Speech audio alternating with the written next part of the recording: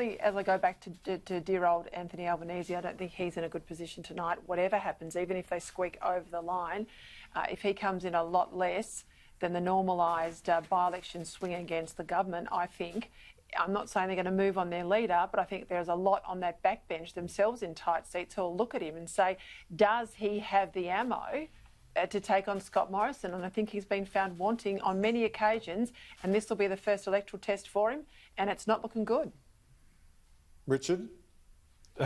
Well, Peter was always going to say that. I mean, that is business as usual in terms of the commentary that Peter was going to give.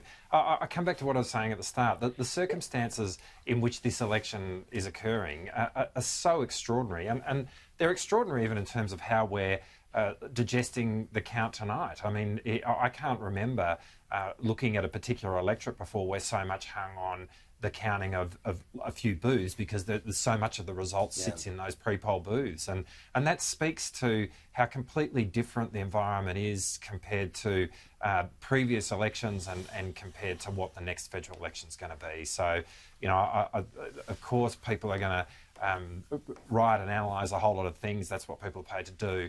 But at the end of the day, I can tell you that the circumstances are so extraordinary that this doesn't have a bearing on Anthony Albanese at all. We really want to see Kristy McBain come to Canberra. I think she's going to be a great addition if we can get her there. But you know, it's not often that I'm going to say I agree with Angus Taylor. But when he said earlier that we need to just hold fire a bit until we see those pre-poll votes come in, I actually completely agree with that.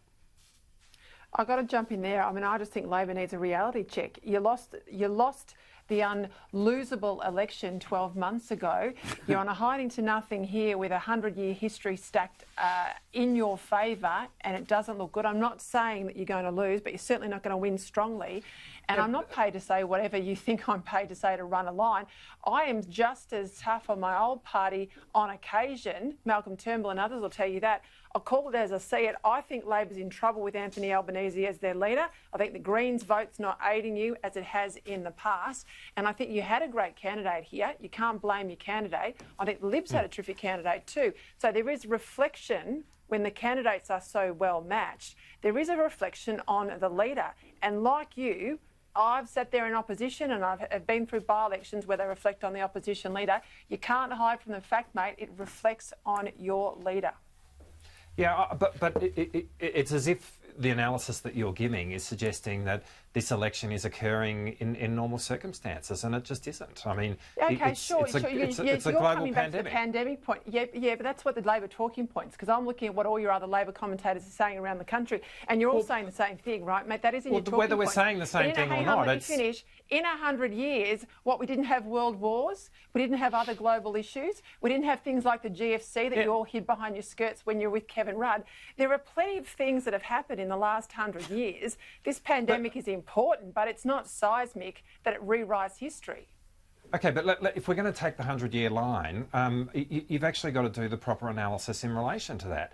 We're talking about an opposition seat which has been held by less than 2%. It's on 0.9%. How many of that's the precondition which would give rise to a circumstance where an opposition could lose a seat to the government.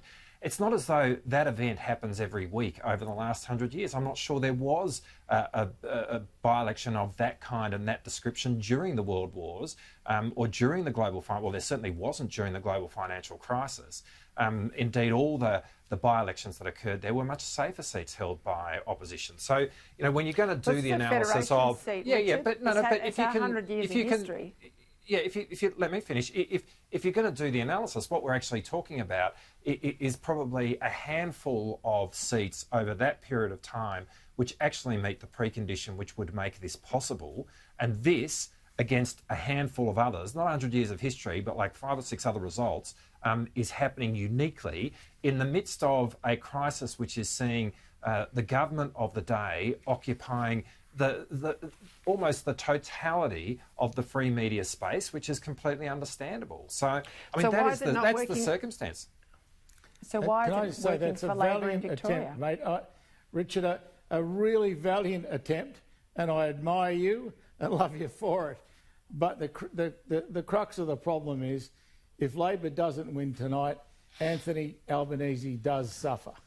There's no way to try and transplant the leader away from the result.